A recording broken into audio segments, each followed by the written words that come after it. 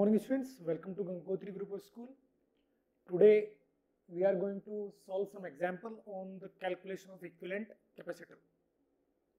जैसे कि कल मैंने आपको कुछ चीज़ें बताई थी, जैसे पैरेलल कॉम्बिनेशन और सीरीज कॉम्बिनेशन में किस तरीके से हम इक्विवेलेंट कैपेसिटेंस निकालते हैं, वो चीज़ें मैंने कल बताई थी। तो उस कल की थ्योरी पर बेस्ड कुछ क्वेश्चन मैं आपको यहाँ बताने जा रहा हूँ। पहला क्वेश्चन, ये क्वेश्चन दिया गया है, इसमें तीन कैपेसिटर हैं, एक C, 2C, 3C। क्लियर? तो ए बी के बीच इक्विवेलेंट कैपेसिटेंस कितना है ये मुझे कमेंट करना है। कैसे बताऊंगा ये बात में? सी ए बी, ये मुझे बताना।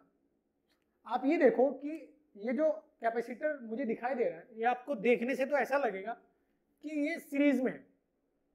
मैंने आपको बताया था कि कुछ क्वेश्चंस ऐसे होते हैं कि आपको चीजें देखने से नजर ऐसा आएगा कि ये सीरीज में है, पैरेलल में। क्लियर? लेकिन सीरीज और पैरेलल का सही पता कैसे चलता है? उनकी कंडीशन से। पैरेलल की कंडीशन क्या होती है कि हर एक कैपेसिटर के अक्रॉस पोटेंशियल डिफरेंस सेम आएगा। सीरीज की क्या कंडीशन होती है कि हर एक कैपेसिटर में चार्ज सेम आएगा। अब जरा इस क्वेश्चन में देखें, यदि मैं यहां बैटरी अप्लाई करता हूं ए और बी के अक्रॉस, तो क्या हर एक कैपेसिटर पर पोटेंशियल डिफरेंस सेम जाएगा? चेक कर लेते हैं। ये पॉइंट ए, तो इसको पॉइंट ए कह सकता हूं मैं, कंडक्टर है, और ये भी एक कंडक्टर है, तो इसको पॉइंट ए कह सकता हूं। ये पॉइंट बी, तो इसको पॉइंट बी कह सकता हूं, इसको भी पॉइंट बी कह सकता हूं। और पॉइंट ए और बी के बीच में पोटेंशियल डिफरेंस कितना है? वी। तो इसके अक्रॉस भी कौन लिखा हुआ है? A B. इसके अक्रॉस भी कौन लिखा हुआ है? A B. और इसके अक्रॉस भी कौन लिखा हुआ है? A B. इसका मतलब हर एक कैपेसिटर के across potential difference V A B है, जो ए बी के अक्रॉस है। Delta B, delta B, delta B, जो कितना है? V V V. इसका मतलब ये क्वेश्चन में जो तीन कैपेसिटर मुझे देखने से सीरीज में लग रहे हैं, वो सीरीज में नहीं है, वो पैरेलल में। समझे? तो इस तरीके से भी आपको यहां दिमाग लगाना पड़ता है। समझे? मैं ये बोलूंगा अब तीनों कैपेसिटर किसमें है? पैरेलल में। All these three capacitors are in series, नहीं, parallel, are in parallel. Clear? तो इक्विवेलेंट कैपेसिटेंस कैसे आएगा? कैपेसिटेंस पैरेलल में ऐसे आता है, ये जानते हैं। तो C plus 2C plus 3C, answer कितना है? 6C, ये आंसर आएगा। और C की जो यूनिट होती है वो फैराडे होती है।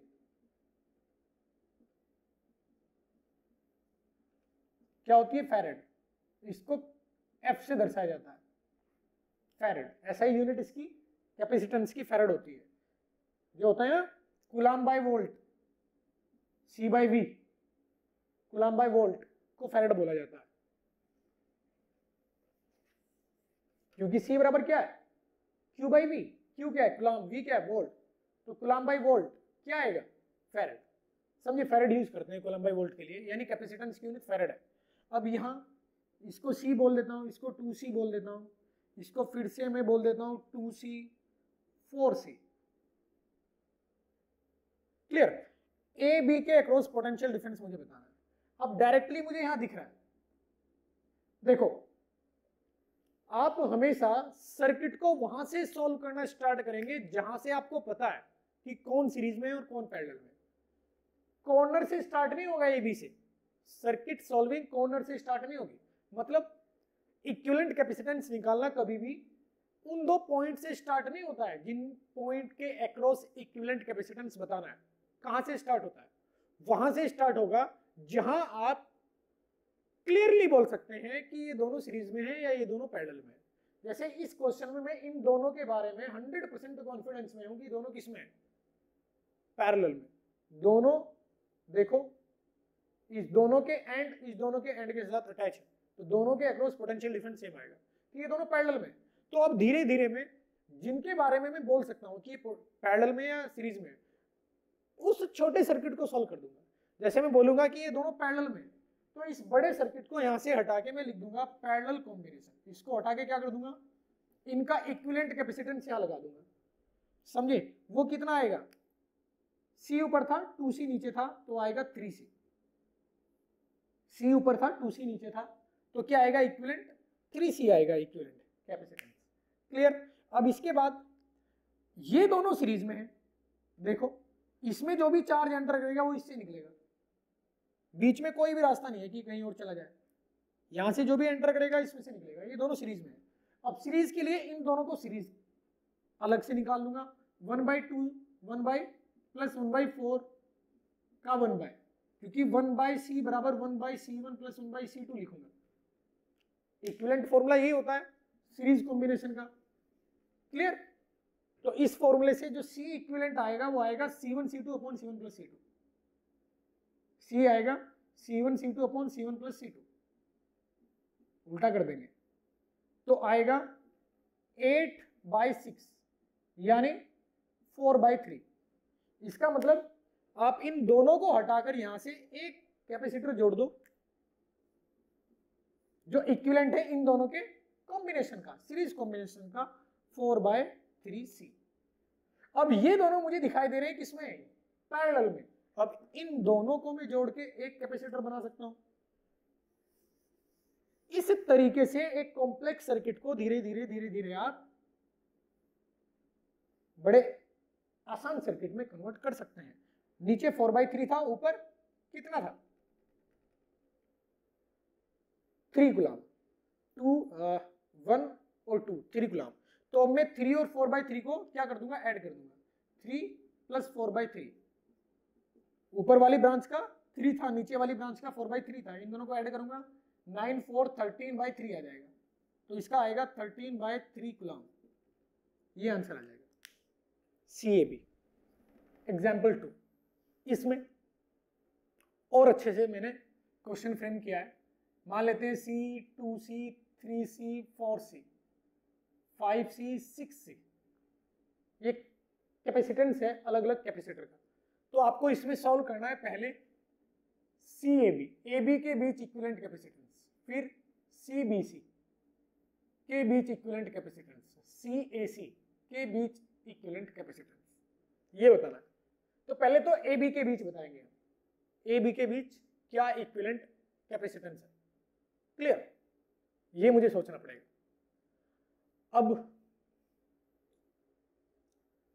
यहां आपको कुछ 3D इमेजिनेशन रखनी पड़ेगी। तो पहले मैं ऐसा क्वेश्चन लेता हूं जो आसान होगा। मैं एक बार सोच लेता हूं कि आसान कौन सा है इसमें, जिसमें ज्यादा नहीं सोचना पड़ेगा, पहले वो कराऊंगा, फिर बाद में जो टिपिकल होगा उसको कराऊंगा। बिल्कुल, देखो इसको कैसे करूंगा मैं, AB BC और AC, तीनों में AB और BC की टिपिकलनेस तो सेम है। AB और BC के अक्रॉस अगर आप इक्विवेलेंट कैपेसिटेंस निकालेंगे तो ऑलमोस्ट सेम इमेजिनेशन आपको दिमाग में रखनी पड़ेगी। लेकिन AC के अगर AC के अक्रॉस आप इक्विवेलेंट कैपेसिटेंस निकालना चाहते हैं तो ये बहुत इजी है। ये इनपुट पॉइंट, ये आउटपुट पॉइंट, एक ब्रांच ऊपर एक ब्रांच नीचे, यानी तीनों ब्रांच किसमें है, पैरेलल में। तो आप ये बोलोगे ये दोनों किसमें है, सीरीज में, ये दोनों किसमें है, सीरीज में। क्लियर? तो पहले मैं AC को सॉल्व कर देता हूं, फिर AB और BC को देखूंगा। AC की सॉल्विंग कैसे आएगी, मैं क्या करता हूं, इसको ऐसे लिख देता हूं, A यहां है, B यहां है, C यहां है, इसके ऊपर ऐसे एक ब्रांच है जो A से अटैच है, जो C से अटैच है, ऐसे इसके नीचे दूसरी ब्रांच है जो C से अटैच है और A से अटैच है। यहां से अटैच होने का मतलब A से अटैच, C से अटैच। अब ये कितना है, 5C 6C, ये कितना है, C 2C, और ये कितना है, 4C 3C। तो ये दोनों सीरीज, ये दोनों सीरीज, ये दोनों सीरीज, और वो सब पैरेलल में। अब इन दोनों को सीरीज कॉम्बिनेशन करेंगे तो 4 × 3/4 + 3 यानी 12/7 आएगा। समझे ना? इसका कॉम्बिनेशन 12/7, इसका कॉम्बिनेशन क्या आएगा, 30/11, इसका क्या आएगा 2/3। तो मैं क्या करता हूं, इन अलग अलग ब्रांच का इक्विवेलेंट निकाल के एक लिख देता हूं, एक बना देता हूं। ए यहां आएगा, ऊपर वाली ब्रांच कितना है 12/7c, मिड वाली ब्रांच का क्या आएगा 30/11c, और नीचे वाली ब्रांच का क्या आएगा, इसका आएगा 2/3c। अब ये तीनों पैरेलल में है, ये ए ये सी, तो सी ए सी बताने के लिए, ए सी के बीच इक्विवेलेंट कैपेसिटेंस बताने के लिए 12/7 प्लस 30/11 प्लस 2/3, ये फाइनल आंसर मेरा आ जाएगा। इतने से इस तरीके से आप क्वेश्चन सॉल्व करेंगे।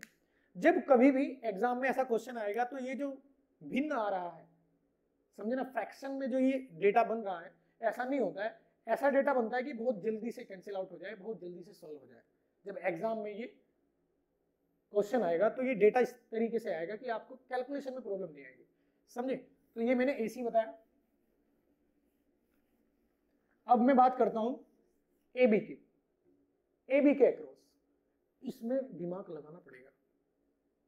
आप सोचो कि एबी के बीच ये 5C यदि नहीं होता, कितना है 5C, इसको इधर लिख लेता हूं जिसे भूल ना जाऊंगा, ठीक है।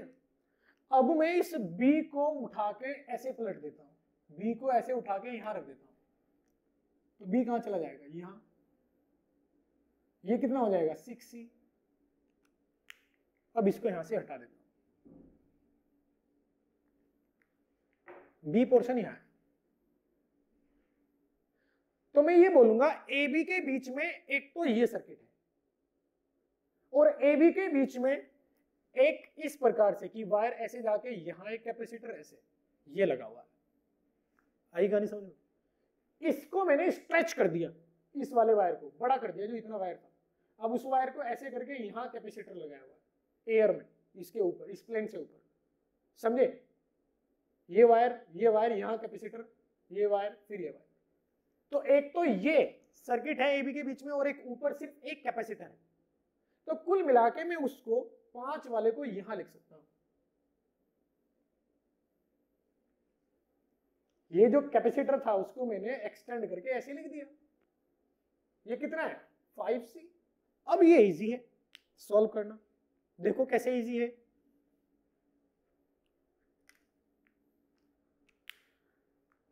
ये दोनों सीरीज, ये दोनों सीरीज, फिर दोनों पैरेलल में। इन दोनों का सीरीज क्या आएगा 12/7। तो इसको हटा के यहां एक लिख देता हूं, क्या 12/7।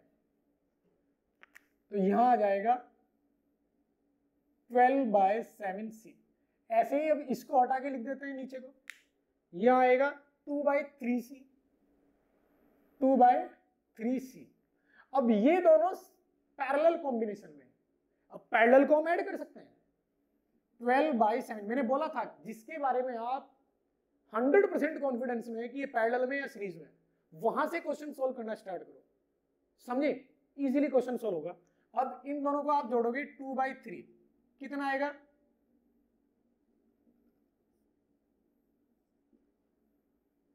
एडिशन करना है मेरे को पैरेलल में, सिंपल एडिशन करेंगे। तो सिंपल एडिशन क्या आएगा 50/21, यानी अब 50/21 इन दोनों का रिजल्टेंट आ जाएगा। इन दोनों को हटा के मैं यहां क्या लिख दूंगा 50/21, एक कैपेसिटर 50/21। अब बड़े आसान से आप सोल्व कर सकते हो। आप बोलोगे ये दोनों किस में है, सीरीज में, और फिर उसके साथ ये किस में, पैरेलल में, आंसर आ जाएगा। क्लियर। इसी प्रकार से आप, मैंने ए बी कैलकुलेट किया, आप बी सी कैलकुलेट करेंगे। ए सी हम कैलकुलेट कर चुके हैं इसी क्वेश्चन में, वो आपका होमवर्क रहेगा, समझे। अब बात करते हैं इसकी। इसमें भी मैं आपको सी 2C सी 2C 2C सी दे देता हूँ। इसको सोल्व करना चाहता हूँ मैं। ए बी के अक्रॉस इक्विवेलेंट कैपेसिटेंस निकालना चाहता हूँ मैं। कैसे देखो कैसे निकालेंगे। ये दोनों मुझे दिख रहा है, दोनों किस में है, पैरेलल में, दोनों के एंड एक दूसरे के साथ जुड़े हुए हैं। तो यहां से सॉल्व करना स्टार्ट करूंगा। ये दोनों पैरेलल में, तो इस सर्किट को धीरे धीरे इधर से सॉल्व करेंगे। ये पैरेलल में है तो 4C आ जाएगा, ऐड हो जाएगा, इधर बचेगा 4C, यहां आएगा सिर्फ C, यहां आएगा सिर्फ C, यहां आएगा 2C, यहां आएगा B, यहां आएगा C, यहां आएगा C, ये होगा पॉइंट A। अब इन दोनों को मैं बोलूंगा सीरीज में, इन दोनों को बोलूंगा सीरीज में, क्लियर। ऊपर वाले दोनों को सॉल्व करके एक बना देता हूं 4 और C का, सीरीज में आएगा 4/5, 4/5C। मुझे प्रैक्टिस है इसलिए मैं इतनी जल्दी से कर पा रहा हूं, समझे। कौन से वाला फॉर्मूला लगा के C1 C2/C1 + C2, series combination में ये फॉर्मूला यूज करते हैं। अब ये कितना था, C और C, ये दोनों सीरीज में है, तो इन दोनों को मैं सीरीज में अगर ऐड करता हूं तो ये आएगा एक कैपेसिटर C/2। क्या आएगा, एक कैपेसिटर C/2, दोनों का इक्विवेलेंट लिख दिया मैंने। अब ये दोनों पैरेलल में, देखो पैरेलल में तो ये ऐड हो जाएंगे, और ऐड होने से आएगा 9/5, इन दोनों का एडिशन करोगे तो एक कैपेसिटर लिख दोगे दोनों की जगह 9/5, क्या लिख दोगे 9/5C। अब ये दोनों सीरीज में है, ये दोनों सीरीज में है तो क्या आएगा 9/5 × 2, 9/5 + 2, तो ये आएगा 18/5 + 19/5, 5 से 5 यानी 18/19 आंसर आएगा। इन दोनों को जोड़कर अब मैं अलग से लिख दूंगा, एक कैपेसिटर क्या आएगा 18/19 कूलम। अब ये दोनों पैरेलल में हैं, दोनों के एंड एक ही पॉइंट से मिले हुए, इधर A और इधर B, ये दोनों पैरेलल में है तो ये दोनों जुड़ जाएंगे, तो आंसर क्या आएगा 1/2 + 18/19 यानी 19 + 36/38, तो ये आंसर मेरे पास आ जाएगा 40, 55/38 कूलम। आंसर आएगा CAB, इसमें 55/38 कूलम। देख लेना एक बार, कोई मैंने कैलकुलेशन में तो कोई गलती नहीं की है। इस तरीके से आप किसी भी कॉम्प्लेक्स सर्किट को धीरे धीरे धीरे धीरे आसान सर्किट में कन्वर्ट कर सकते हो। अभी भी इसमें काफी चीजें हैं, कुछ सर्किट ऐसे होते हैं कि आप इस तरीके से सॉल्व नहीं कर पाओगे, समझे। कुछ सर्किट ऐसे होते हैं, वो सर्किट मैं आपको बना देता हूं, तो उसको कैसे सॉल्व किया जाता है उसके बारे में मैं नेक्स्ट लेक्चर में कमेंट करूंगा आपको। अभी कुछ होमवर्क आपको देता हूं। मान लेते हैं मेरे पास ये ट्रायंगुलर पिरामिड है, ये स्ट्रक्चर है एक A B C D, clear. इसमें कैपेसिटर लगा हुआ है ऐसे हर एक ब्रांच में, सबकी कैपेसिटेंस सेम देता हूं आपको मैं, सेम दे रहा हूं सबकी कैपेसिटेंस। अब आप बताएंगे इसमें कैपेसिटेंस AB, कैपेसिटेंस AB कितना आएगा यदि यहां C नहीं है। पहला क्वेश्चन तो ये है, यदि C नहीं है। दूसरा क्वेश्चन क्या है, यदि यहां C है। अब आपको समझ में आएगा कि कुछ सर्किट ऐसे भी होते हैं कि आप आसानी से सॉल्व नहीं कर पाएंगे, तो कुछ थ्योरी है, फिर वो थ्योरी मुझे बतानी पड़ेगी, फिर आप उस सर्किट को भी सॉल्व कर सकते हो। यदि यहां C है तो आंसर क्या आएगा CAB इक्विवेलेंट, अगर यहां कैपेसिटर है। और यदि कैपेसिटर नहीं है तो आंसर क्या आएगा। ये आपका होमवर्क है, नेक्स्ट लेक्चर में इसके बारे में मैं कमेंट करूंगा। आप ये पाएंगे अगर 3D में आप सोचोगे तो इसको आप सोल्व कर दोगे, इसको सोचोगे तो सोल्व नहीं कर पाओगे। दोनों के बारे में आपको ट्राई करना है, दोनों को सोल्व करने की ट्राई करना है। इसके बारे में हिंट देता हूं, आप क्या करो, ये 3D स्ट्रक्चर है, AB के इस कैपेसिटर को भी हटा दो और इस B को घुमा के ऐसे ले आओ, इधर रख दो, तो ये कैपेसिटर आपको यहां नजर आएगा और ये कैपेसिटर आपको यहां नजर आएगा, ये वाला B यहां आ जाएगा। अब बीच में क्या है, स्ट्रेट वायर, तो ये वाला कैपेसिटर और ये वाला कैपेसिटर आपको पैरेलल में नजर आएगा, ये कैपेसिटर और ये कैपेसिटर पैरेलल में नजर आएगा, क्लियर। और ये सी अलग से लगा दो नीचे। तो इसको आप सॉल्व करने की कोशिश करोगे, इसको भी कोशिश करोगे, आपको समझ में आना चाहिए कि ये सर्किट कॉम्प्लेक्स क्यों हुआ, अब ये सॉल्व क्यों नहीं हो पा रहा है, ये आपको समझ में आना चाहिए। तभी आप जब एग्जाम में कोई क्वेश्चन फेस करेंगे तो आपको पता चलेगा कि ये क्वेश्चन किस लेवल का है, समझे।